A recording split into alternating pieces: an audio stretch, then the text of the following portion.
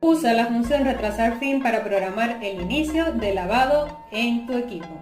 Dejas abierta la llave de entrada de agua, agregas los productos en la gaveta dispensadora, enciendes el equipo y seleccionas el ciclo de lavado, ajustas las configuraciones o agregas otras funciones, presionas el botón retrasar fin para seleccionar cuando quieres que inicie el ciclo, permitiendo elegir desde 3 hasta 19 horas.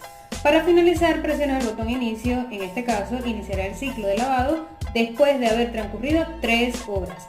Importante, si vas a usar esta función por recomendación de la marca, no uses detergente líquido. Si quieres saber más sobre la lavadora secadora LG, te invito a visitar mi canal.